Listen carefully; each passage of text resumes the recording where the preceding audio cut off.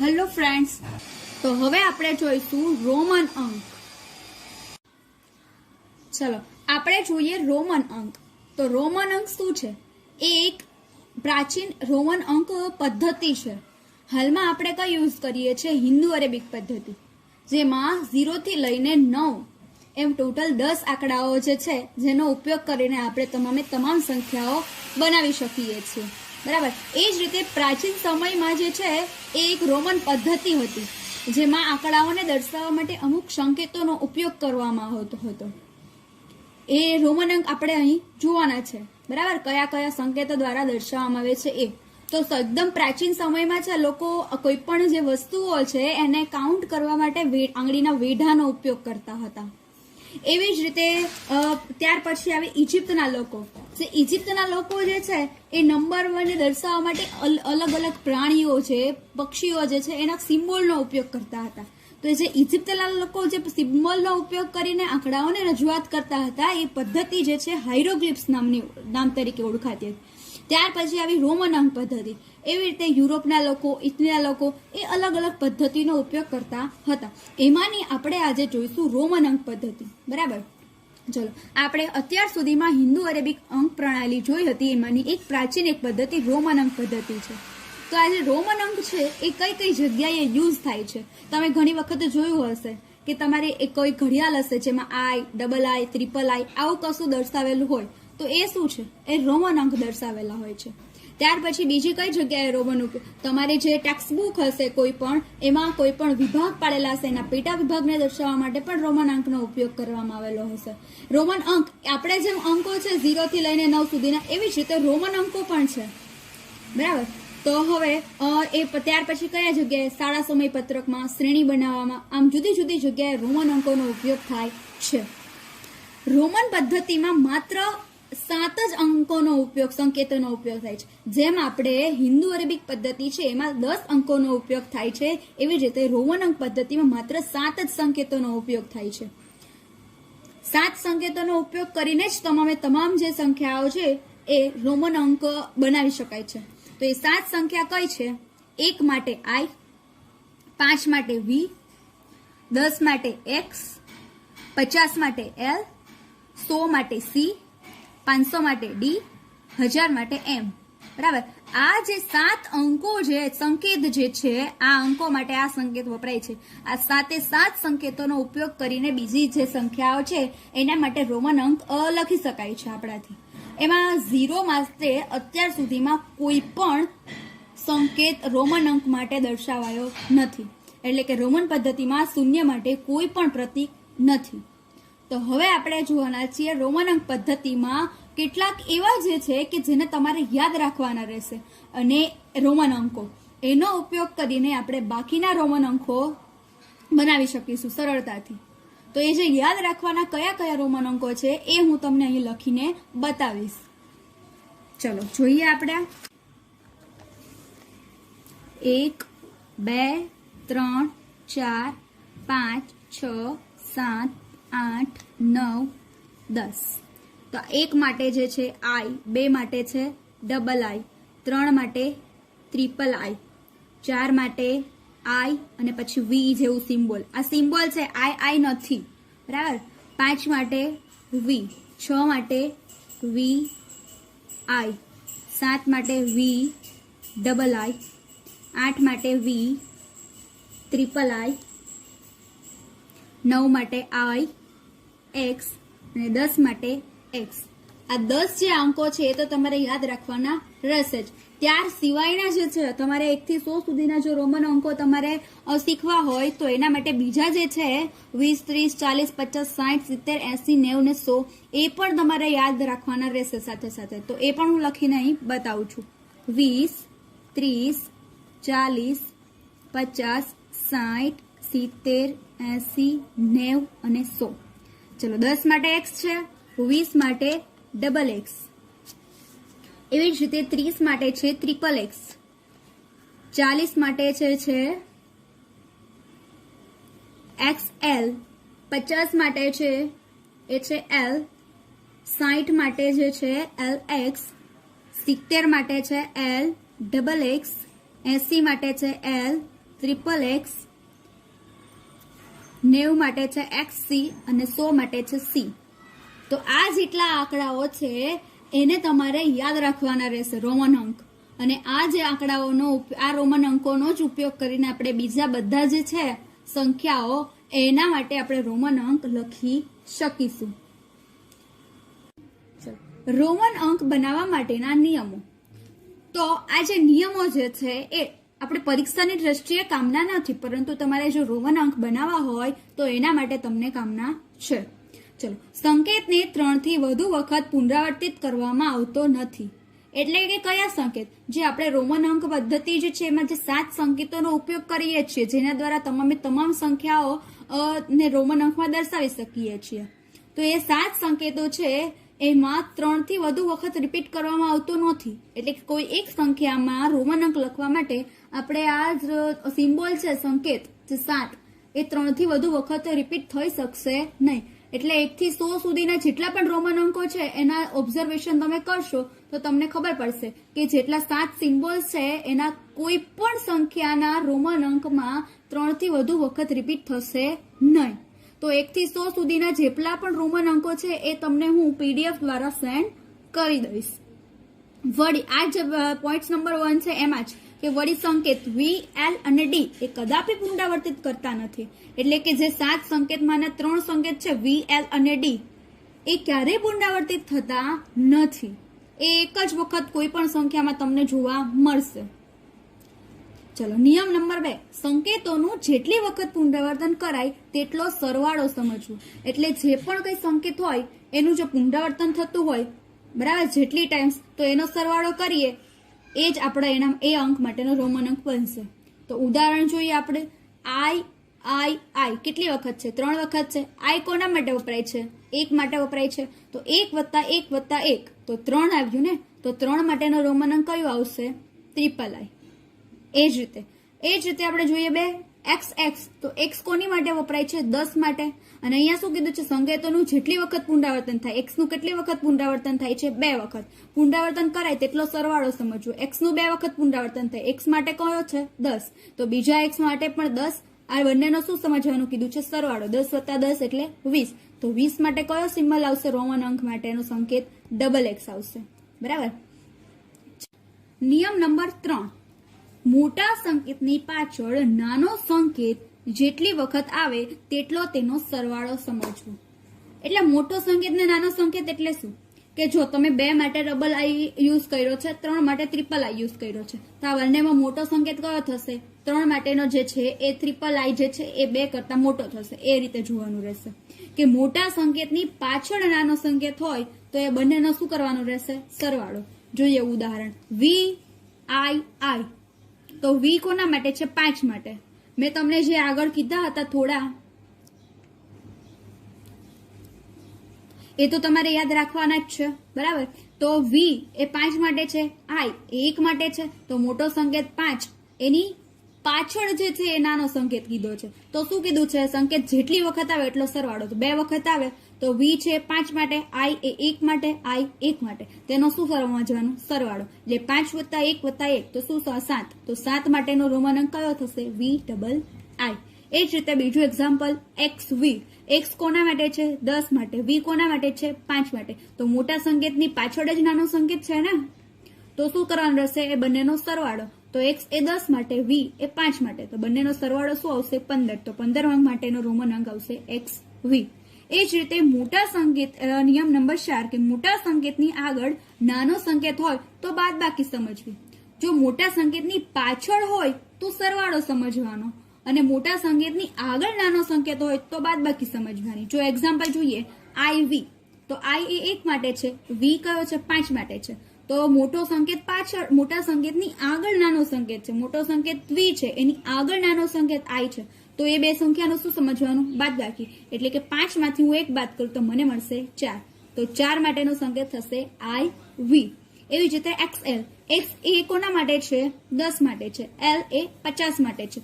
તો જે મોટો સંકેત છે એની આગળ નાનો સંકેત છે, તો શું સમજવાનું? બાદબાકી. એટલે L માટે 50, X માટે 10. એ બંનેની બાદબાકી કરશો તો તમને મળશે 40. તો 40 માટેનો રોમન અંક છે XL.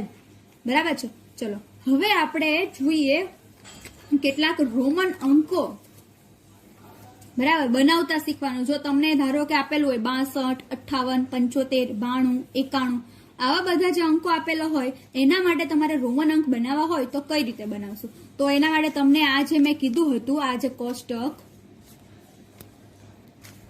બરાબર એને તો પહેલા તમારે યાદ જ કરવાનું રહેશે. આપણે એની બાજુમાં જ જોઈએ એવું એ કઈ રીતે તમને બનાવવાના રહેશે એ. ચલો પહેલા આપણે 62 માટે જોઈએ. તો તમને 62 એટલે 2 ભાગ પાડતા આવડે? 60 + 2 આવડે? તો 60 માટેનું રોમન અંક તમને ખબર છે શું આવશે? આમાં જોઈ શકાય છે. આ તો તમારે યાદ રાખવાના જ છે. 60 માટેનું રોમન અંક છે LX. ત્યાર પછી 2 માટેનું રોમન અંક છે II. તો એ તમે એડ કરી દો I ને I. તો આ થઈ ગયું 62 માટેનું રોમન અંક. એ જ રીતે ઉદાહરણ 2 જોઈએ 58. તો 58 એ કોના 2 ભાગ પડે છે? 50 + 8. તો 50 નું તમને ખબર જ છે શું આવશે રોમન અંક? L. અને 8 માટે શું વાપર્યું હતું? VI. તો આ થયું 58 માટેનું રોમન અંક. એ જ રીતે તમે જોઈશો 75 માટેનું રોમન અંક. 75 ના ભાગ પડે 70 + 5. તો 70 માટે તમે જોઈ શકો શું છે? LXX. અને 5 માટે શું છે? V. તો LXXV જે છે એ 75 માટેનું રોમન અંક થઈ ગયું.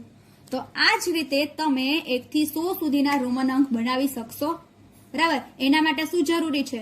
આટલા જે છે તમારે યાદ રાખવા જરૂરી છે. તો આઈ હોપ હવે તમને બધાને 1 થી 100 સુધીના રોમન અંક બનાવતા આવડશે. તો એ એક્ઝામની દ્રષ્ટિએ પણ કામનું છે આપણને.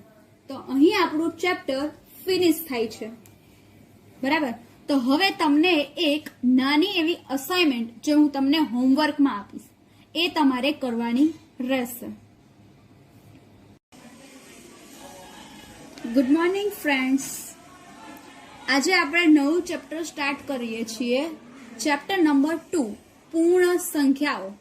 ચેપ્ટર નંબર 1 ની શરૂઆતમાં આપણે જોયું હતું સંખ્યા પરિચય જે હતું એમાં સંખ્યાઓના પ્રકાર કે જેમાં 2 પ્રકાર જોયા હતા, પ્રાકૃતિક સંખ્યા અને પૂર્ણ સંખ્યા.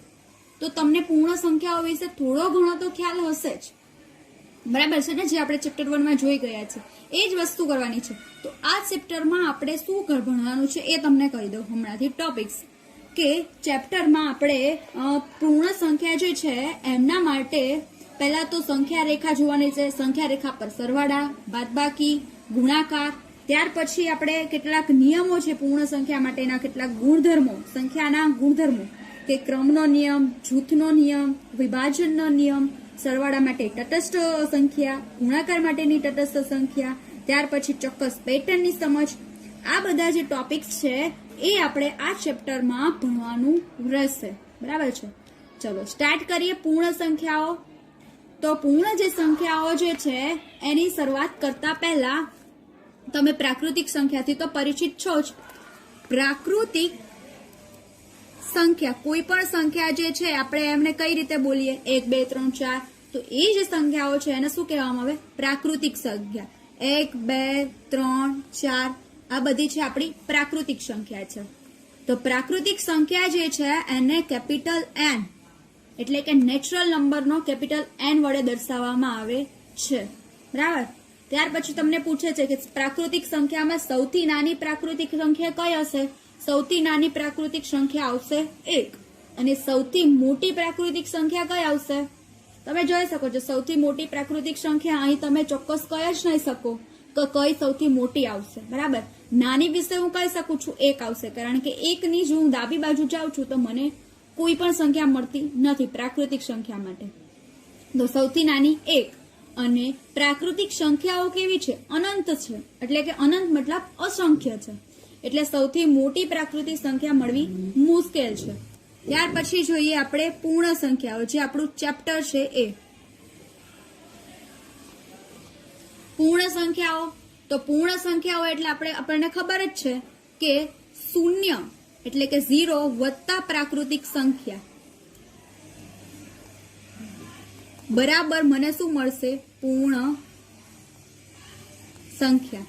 એટલે કે જે તમારો પ્રાકૃતિક સંખ્યામાં જો 0 નો ઉમેરો કરવામાં આવે તો મને પૂર્ણ સંખ્યા મળે છે, એટલે કે તમારી પૂર્ણ સંખ્યા કઈ આવશે?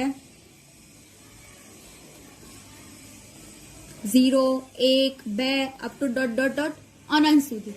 તો સૌથી નાની પૂર્ણ સંખ્યા કે તો તમારી કઈ આવશે? 0. અને સૌથી મોટી પૂર્ણ સંખ્યા કે તો આપણે ચોક્કસ કહી શકીશું નહીં, કારણ કે પૂર્ણ સંખ્યાઓ જે છે એ તો કેવી છે? અસંખ્ય, એટલે અનંત છે. એટલા માટે સૌથી મોટી પૂર્ણ સંખ્યા આપણે ચોક્કસ કહી શકીશું નહીં. તો પૂર્ણ સંખ્યા જે છે એને કેપિટલ W વડે દર્શાવવામાં આવે છે, એટલે કે હોલ નંબર્સ. બરાબર. પછી એક ઇમ્પોર્ટન્ટ રિઝલ્ટ છે. શું તમે કહી શકો છો બધી જ પ્રાકૃતિક સંખ્યા છે એ પૂર્ણ સંખ્યા છે? બધી પ્રાકૃતિક સંખ્યા એ પૂર્ણ સંખ્યા છે? હા. તો એ સાચું છે સેન્ટેન્સ. પણ શું બધી પૂર્ણ સંખ્યા એ પ્રાકૃતિક સંખ્યા છે? ના, કારણ કે પૂર્ણ જે સંખ્યા છે એમાં 0 નો સમાવેશ થાય છે, તો 0 ને હું પ્રાકૃતિક સંખ્યા કહી શકીશ નહીં. એટલા માટે બધી પૂર્ણ સંખ્યા એ પ્રાકૃતિક સંખ્યા નથી, પરંતુ બધી પ્રાકૃતિક સંખ્યા એ પૂર્ણ સંખ્યા છે.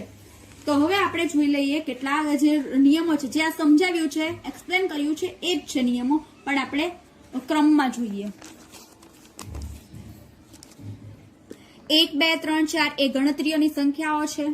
આપણે કાઉન્ટ કરીએ 1, 2, 3, 4. એ જ રીતે આ સંખ્યાઓને 1, 2, 3, 4 એ પ્રાકૃતિક સંખ્યાઓ કહેવામાં આવે છે. પ્રાકૃતિક સંખ્યામાં સૌથી પહેલી અને સૌથી નાની સંખ્યા હોય તો કઈ છે? 1 છે. પ્રાકૃતિક સંખ્યાઓ અસંખ્ય એટલે અનંત છે. બરાબર. તેથી સૌથી મોટી સંખ્યા મળતી શકતી નથી. પ્રાકૃતિક સંખ્યાઓ જે છે ના સમૂહને n વડે દર્શાવાય છે. કેપિટલ N બરાબર 1, 2, 3, 4 up to dot dot dot અનંત સંખ્યા સુધી. આ ડોટ ડોટ ડોટ નો મતલબ શું છે? કે અનંત સુધી, અસંખ્ય છે. બરાબર. ત્યાર પછી પૂર્ણ સંખ્યાઓ. પ્રાકૃતિક સંખ્યામાં શૂન્ય સમાવીને પૂર્ણ સંખ્યાઓનો સમૂહ મળે છે. બરાબર. એટલે કે 0, 1, 2, 3, 4 જેને પૂર્ણ સંખ્યાઓ કહેવામાં આવે છે. સૌથી પહેલી અને નાની પૂર્ણ સંખ્યા જે છે 0 છે, અને પૂર્ણ સંખ્યાઓ અનંત એટલે કે અસંખ્ય છે, તેથી મોટી પૂર્ણ સંખ્યા મળી શકે નહીં. પૂર્ણ સંખ્યાઓના સમૂહને W સંકેત વડે દર્શાવવામાં આવે છે. W એટલે કે એને ઇંગ્લિશમાં જે વોલ નંબર્સ કહેવાય, એટલા માટે એનો સિમ્બોલ W છે. મતલબ 0, 1, 2, 3 અપ ટુ અનંત સુધી. બરાબર. અને છેલ્લે આપણે જે લાસ્ટમાં જોયું હતું કે બધી જ પ્રાકૃતિક સંખ્યાઓ જે છે એ પૂર્ણ સંખ્યાઓ છે, પરંતુ બધી જ પૂર્ણ સંખ્યાઓ એ પ્રાકૃતિક સંખ્યા નથી. ચલો, આ નિયમ આપણે હવે ખબર પડી તમને કઈ રીતે આવે છે. કેમ પૂર્ણ સંખ્યાઓને પ્રાકૃતિક સંખ્યાઓ કહી ના શકાય? કારણ કે એમાં 0 નો સમાવેશ થાય છે. 0 એ પ્રાકૃતિક સંખ્યા નથી. ચલો, પ્રયત્ન કરો. આ જે પ્રયત્ન કરો છે એના આન્સર તમારે તમારી જાતે લખવાના રહેશે. આપણે જે અત્યાર સુધીના જેટલા પણ જે છે મુદ્દા એક્સપ્લેન કર્યા એમાંથી જ છે. બરાબર. ચલો, હવે આપણે જોઈશું પહેલાની સંખ્યા અને પછીની સંખ્યા. બરાબર. તો પહેલાની સંખ્યા છે એને ઇંગ્લિશમાં કહેવાય છે પ્રિડેસર્સ, અને પછીની સંખ્યા છે એને કહેવાય સક્સેસર્સ. એટલે કે પહેલાની સંખ્યા એટલે કે પૂર્વવર્તી, અને પછીની સંખ્યા એટલે પ્રતિવર્તી સંખ્યા. તમને કોઈ પણ એક સંખ્યા આપી દીધેલી હોય અને કીધું હોય કે આ સંખ્યાની પહેલાની સંખ્યા શોધો અને આ સંખ્યા જે છે એની પછીની સંખ્યા શોધો, તો તમે શું કરશો? એના માટે છે બે વ્યાખ્યાઓ છે એ જોઈએ. પહેલાની સંખ્યા જેની વ્યાખ્યા છે આપેલી સંખ્યામાંથી એક બાદ કરતા તેની પહેલાની મળે છે. એટલે તમને જે કોઈ પણ સંખ્યા આપેલી હોય અને કીધું હોય કે તેની પહેલાની સંખ્યા શોધો, તો તમે શું કરશો? એ જે સંખ્યા આપેલી હોય એમાંથી એક બાદ કરી દેશો તો તમને એ પહેલાની સંખ્યા મળશે. ધારો કે ઉદાહરણ તરીકે 9, તો 9 ની પહેલાની સંખ્યા મારે શોધવી છે, તો 9 ની પહેલાની સંખ્યા શું આવશે? 9 માંથી એક બાદ કરું તો મને આન્સર આવશે 8. તો 9 પહેલાની સંખ્યા શું છે? 8. તો નાની સંખ્યા માટે તો તમે ફટાફટ આન્સર આપી શકો, પણ જ્યારે મોટા આંકડાવાળી આવે, 4, 5 આંકડાવાળી આવે, ત્યારે તમે આ મેથડ યુઝ કરી શકો છો. હવે આપણે જોઈશું પછીની સંખ્યા. આપેલી સંખ્યામાં એક ઉમેરતા તેના પછીની સંખ્યા મળે છે. એટલે કોઈ પણ સંખ્યા આપેલી હોય અને તેમના પછીની સંખ્યા શોધવી હોય તો તમારે એમાં શું ઉમેરવાનું રહેશે? 1. એટલે કે પછીની સંખ્યા. તો જોઈએ આપણે એ સંખ્યા છે, આપણે કોઈ ઉદાહરણ તરીકે 12 લીધી, 12 ની પછીની સંખ્યા શોધવાની છે તો 1 ઉમેરવાનો છે, એટલે 1 એડ કરો તો 12 + 1 13 મળશે. તો તો 13 એ 12 પછીની સંખ્યા છે અને 12 પહેલાની સંખ્યા કહે તો એમાંથી એક બાદ કરો તો તમને મળી જશે. બરાબર. ચલો એવી રીતે આપણે એક એક્સરસાઇઝ જોઈએ એના રિલેટેડ. નીચેની સંખ્યાઓની પહેલાની અને પછીની સંખ્યા લખો. આ 1 છે તો 1 ની પહેલાની સંખ્યા શોધવા માટે શું કરવાતું હતું? એ પહેલાની સંખ્યા શોધવા માટે આપેલી સંખ્યામાંથી એક બાદ કરવાનું, મતલબ મળશે મને 0. અને 1 ની પછીની સંખ્યા જે શોધવાની હોય, પછીની સંખ્યાની વ્યાખ્યા પરથી આપેલી સંખ્યામાં એક ઉમેરવાનો રહેશે તો એ મને મળશે 2. તો 1 પહેલાની સંખ્યા 0, 1 પછીની સંખ્યા 2. બરાબર. પણ તમને એવું કીધેલું હોય કે 1 પહેલાની પ્રાકૃતિક સંખ્યા, તો 1 પહેલા પ્રાકૃતિક સંખ્યા આવશે જ નહીં. તમે કહેશો 1 પહેલા 0 આવે, પણ 0 જે છે એ પ્રાકૃતિક સંખ્યા નથી. પણ ખાલી 1 પહેલાને કીધું છે તો 0 આવી શકે છે, પણ ડેડિકેટ કરેલું હોય કે પ્રાકૃતિક સંખ્યા તો 0 આવશે નહીં. ચલો 19. તો 19 પહેલાની સંખ્યા એટલે શું કરવું પડશે? એમાંથી એક બાદ. 19 ઓછા 1 એટલે આવશે તમારો આન્સર 18. ત્યાર પછી 19 પછીની સંખ્યા શોધવા માટે શું કરવું પડશે? એમાં એક ઉમેરો કરવાનો રહેશે. 19 + 1 આવશે 20. એવી જ રીતે 1997 જે છે, 1997 પહેલાની સંખ્યા એટલે શું કરવાનું રહેશે? તમારે એક બાદ કરવાનો રહેશે. 1997 ઓછા 1 કરીશો એટલે તમને મળશે 1996. એ જ રીતે 1997 પછીની સંખ્યા શોધવા માટે તમારે એક ઉમેરવાનો રહેશે તો તમારો આન્સર આવશે 1998. Example number 4. 12000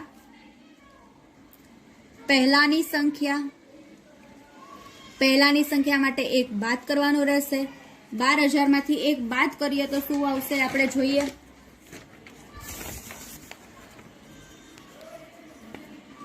12000 ઓછા 1, અહીંયા 0 માંથી એક બાદ ના થાય એટલે 0.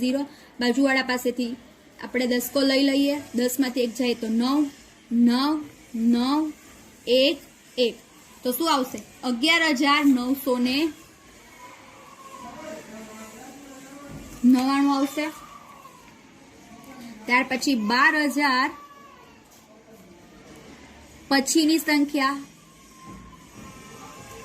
તો 12000 વત્તા 1 તો તમારો આન્સર આવશે 12001. 1 લાખ પહેલાની સંખ્યા, તો તમારે શું કરવાનું રહેશે? 1 લાખ જે છે એમાંથી શું કરવાનું રહેશે? એક બાદ કરવાનું રહેશે. તો જોઈએ આપણે 1 લાખમાંથી એક બાદ કરીએ તો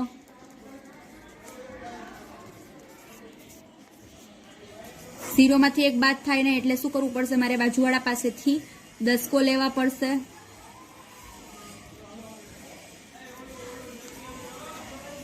આ તો આપણે આવ્યું 99999. 99999. 1 લાખ પછીની સંખ્યા એટલે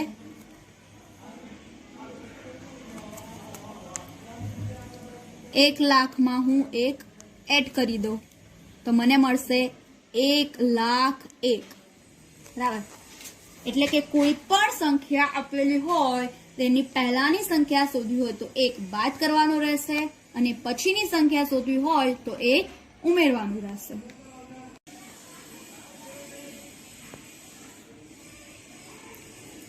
ક્વેશ્ચન જે છે, કઈ પ્રાકૃતિક સંખ્યા પાસે તેના પહેલા આવતી સંખ્યા નથી?